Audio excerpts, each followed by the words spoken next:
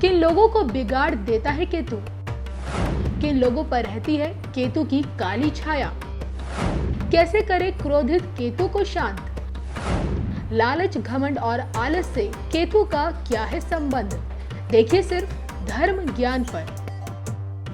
नमस्कार, मैं हूं आपके साथ नम्रता शर्मा। धर्म ज्ञान के सभी दर्शकों का बहुत बहुत स्वागत है। मेरे साथ जाने माने एस्ट्रोलॉजर राकेश चतुर्वेदी जी मौजूद हैं। सर, स्वागत है आपका। जी नमस्कार नम्रता जी, नमस्कार दर्शकों।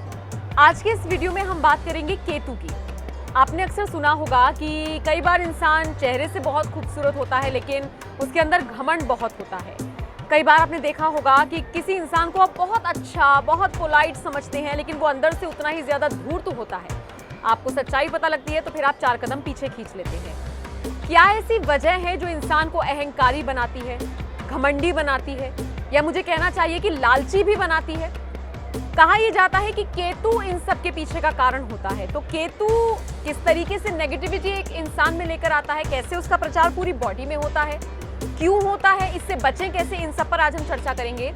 राकेश जी, मैं चाहूंगी आप थोड़ा सा समझाएं कि केतु की अहमियत या फिर केतु का जो महत्व है वो क्या है हमारी कुंडली में। जी देखिए नम्रता जी, जैसा कि आपने कहा कि कई चीज़ों में केतु की महत्वपूर्ण ऊर्जा रहती है। उसमें जैसे आपने कहा कि धूर्त अंदर कैसा है इंसान, कैसा है, कैसी प्रवृत्ति है, वो हम नहीं जान पाते हैं। अब हम आते हैं कि केतु मुख्य रूप से किन किन भावों को प्रभावित करता है जीवन में। पहला तो केतु का जो कार्य है, केतु का ही कार्य है अध्यात्म में शीर्ष पर ले जाना, और केतु का ही कार्य है चरित्रहीनता की शीर्ष पर ले जाना। केतु ही आपको अति का धार्मिक बनाएगा और केतु ही अति का अधर्मी बना देगा धर्म के नाम पर आपको। अब दूसरी बात आते हैं कि केतु कैसे आपको भ्रम में डालता है। केतु का जो मुख्य कार्य है वह भ्रमित करना है नम्रता जी। केतु ही कुंडली में भ्रम का कारक है, और कहते हैं हम सामान्य जीवन में, या अगर धर्म पुराणों को उठाएं, धर्म शास्त्रों को नम्रता जी उठाएं, तो ईश्वर भी एक भ्रम का ही श्रृंखला है। भ्रम कैसे है? इसको हम भ्रम इसलिए कहते हैं कि हम साक्षात इसके दर्शन नहीं कर सकते। यही कार्य केतु करता है। केतु क्या करता है? केतु आपके मन में भ्रम पैदा करेगा, और केतु ही अति का अहंकारी बनाता है। भ्रम जब पैदा करता है तो आपके सामने ईश्वर खड़े रहेंगे, फिर भी आप उनको ईश्वर मानने से इनकार कर देंगे, गाली दे देंगे आप। लेकिन यही आपको कैसे भ्रमित करेगा कि आपके सामने एक ढोंगी, एक अधर्मी बैठकर आपसे कितने भी गंदी क्रिया करा ले, आप उसको ईश्वर तुल्य मानकर उसका कहना मानने शुरू कर देते हैं। यह हम सिर्फ धर्म के विषय पे नहीं, यह हम आम जीवन में भी देखते हैं कि घर का कोई ऐसा सदस्य है जो बहुत ही अच्छा है, शुभ है, और सामने वाले की अगर कुंडली में केतु पीड़ित है तो वह क्या करेगा कि उसकी बात, शुभता की बात उसे मानने ही नहीं देगा। शुभता भरी चीज़ें उसके जीवन में आने ही नहीं देगा, शुभता के कार्य उसके जीवन में होने ही नहीं देगा, उसको भ्रम में डाल देगा, उसको उसका जीवन पूर्णतया भ्रम से भर देगा। अगर उसको आप कहेंगे कि ये गंगा जी हैं, तो कहेगा नहीं, ये गंगा हो ही नहीं सकती, गंगा तो यहाँ से बह ही नहीं सकती है। तो आप उसको प्रमाणित भी नहीं कर पाएंगे, क्योंकि केतु प्रबल का भ्रम देता है। जब भ्रम देगा तो अपने आप में जाहिर सी बात है अहंकार आना शुरू हो जाएगा। इसके साथ ही नम्रता जी, केतु का जो मुख्य रोल आता है वह गुप्त विद्या का आता है। गुप्त विद्या में जैसे एक ज्योतिषी के रूप में मैं, कोई धर्माचार्य बनता है, कोई धर्मगुरु बनता है, या बड़े बड़े स्तर पर जो रिसर्च करते हैं, जो रिसर्च कार्यों में हैं, विज्ञान के क्षेत्र में है, वैज्ञानिक क्षेत्र में है, इन सबके क्षेत्र में केतु प्रबल भूमिका निभाता है। अगर केतु शुभ स्थान पर है और बलपूर्वक बैठा हुआ है, शुभता के स्थान पर बल लेकर बैठा हुआ है, तो उसे वह सकारात्मक बल देगा। लेकिन अगर वह कुछ अशुभ ग्रहों के साथ बैठा हुआ है, कुछ गलत घरों में, जैसे कि अगर केतु की स्थिति जो है वो चतुर्थ भाव में आती है, षष्टम में आती है, अष्टम में आती है, या फिर एकादश में, और वहाँ पे अगर कहीं से भी शुक्र की युति बनती है या चंद्रमा की युति बन जाती है, तो वह अति से ज़्यादा भ्रमित रहेगा। चाहे वह संबंधों के मामले में अगर एकादश भाव में बनेगा और चतुर्थ भाव में बनेगा, तो वह संबंधों के मामले में हमेशा भ्रमित रहेगा। वह किसी भी संबंध से संतुष्ट नहीं होगा, उसके जीवन में हमेशा असंतुष्टि का भाव रहेगा।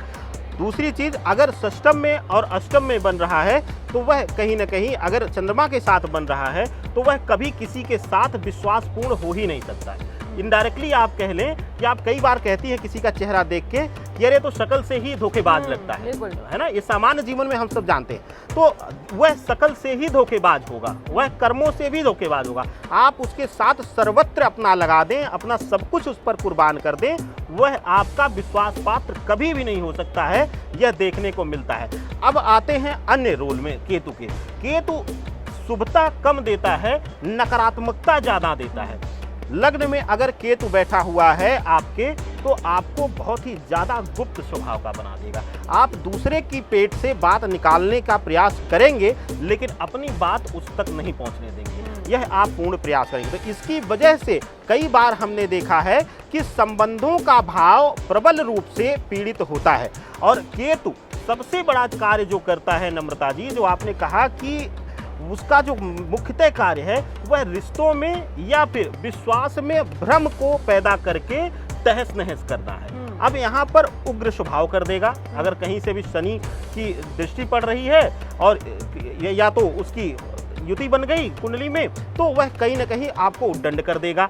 अगर दृष्टिगत संबंध अगर लग्न में है केतु और कहीं भी अगर राहु बैठकर शनि के साथ दृष्टिगत संबंध रख रहा है, तो वहां पर केतु का रोल हो जाएगा, वह अति का भ्रम करके आपको अति से ज़्यादा जो है वह बोलने वाला बना देगा, अहंकारी बना देगा। आप अपनी ही बातें मानेंगे। कहने का मतलब है कि आपको अपना ही ज्ञान सर्वोच्च लगेगा, दूसरा आपको सामने वाला मूर्ख लगेगा। इस तरीके की प्रवृत्ति केतु का कार्य करता है। केतु पूर्ण रूप से प्रभाव दिखाता है नम्रता जी। आपने बोला किसी किसी ग्रह के साथ मिलकर भी इसके जो प्रभाव हैं वो बदलते हैं, कई बार शुभ कई बार अशुभ। केतु का जिक्र जब भी हम करते हैं तो हम राहु की बात भी करना अगर भूल जाएं तो थोड़ा सा नाइंसाफी होगी। राहु के साथ मिलकर केतु का क्या प्रभाव होता है, और अगर ये दोनों एक साथ कुंडली में बैठे हैं, या फिर मुझसे बेहतर आप समझते हैं कि कुंडली में कहाँ कहाँ इनकी युति बनती है, अगर ये करीब हैं या एक साथ हैं तो क्या अशुभ देते हैं या किस तरीके से इंसान को प्रभावित करते हैं? देखिए, राहु और केतु दोनों कभी भी एक कुंडली में एक घर में नहीं बैठ सकते, क्योंकि दोनों का समय संचरण जो है वो अलग अलग है, लेकिन इनका दृष्टिगत संबंध हमेशा रहेगा। और विशेष करके कुछ अन्य ग्रहों के साथ, अब जैसे कि राहु की दृष्टि है, राहु अगर किसी ग्रह के साथ, जैसे विशेष करके अगर मंगल के साथ बैठा हुआ है या फिर शनि के साथ बैठा हुआ है, और उसके बाद अगर चंद्रमा और केतु की युति बन जाती है कुंडली के किसी भी घर में किसी भी भाव में अगर युति बन रही है, और विशेष करके अगर चतुर्थ घर में बन रही है और षष्टम घर में बन रही है, तो वहाँ पर केतु आपको मानसिक पीड़ा देगा। आपको इतना ज़्यादा सब कुछ होगा, आपके पास धन होगी, दौलत होगी, शोहरत होगी, लेकिन आपको इतना ज़्यादा यह पीड़ित कर देगा मानसिक रूप से। चाहे आपको संबंधों में पीड़ा मिल जाएगी, चाहे आपको किसी अन्य तरीके से पीड़ा मिल जाएगी, चाहे आपको स्वास्थ्य कारणों से पीड़ित कर देगा। मतलब आप कहीं ना कहीं अपने आप को समाप्त करने तक सोच सकते हैं। और अगर नम्रता जी चतुर्थ हाउस में और षष्टम में अष्टम में अगर चंद्रमा और केतु की युति बन जाती है, तो वह तो मृत्यु योग तक पहुंचा देता है। आदमी आत्महत्या करता ही करता है।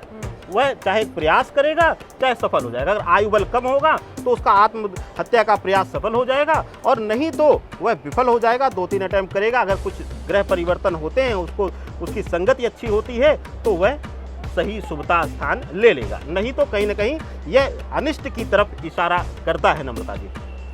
तो देखिए कितना ज़्यादा महत्व रखता है केतु आपकी कुंडली में, आपके जीवन में, किस तरीके से आपको लालची बना सकता है, अहंकारी बना सकता है, लेकिन वक्त वक्त पर आपको बहुत सारी अच्छी चीज़ें भी दे सकता है, बशर्ते आपके कर्म अच्छे हों, और फिर जो भी उसका योग है वो कुंडली में जिस तरीके से बन रहा हो उस पर भी ये चीज़ डिपेंड करती है। बहुत बहुत शुक्रिया ये जानकारी राकेश जी दर्शकों तक पहुंचाने के लिए। इस वीडियो को देखने के लिए आपका भी बहुत बहुत आभार। कुछ और जानना चाहते हैं, कुंडली विश्लेषण कराना चाहते हैं, या फिर अपने बारे में कुछ पूछना चाहते हैं, तो जो नंबर आपकी स्क्रीन पर फ्लैश हो रहा है उस पर आप कॉल कर सकते हैं, अपॉइंटमेंट ले सकते हैं, राकेश जी से मुलाकात भी कर सकते हैं। बहुत बहुत शुक्रिया इस वीडियो को देखने के लिए।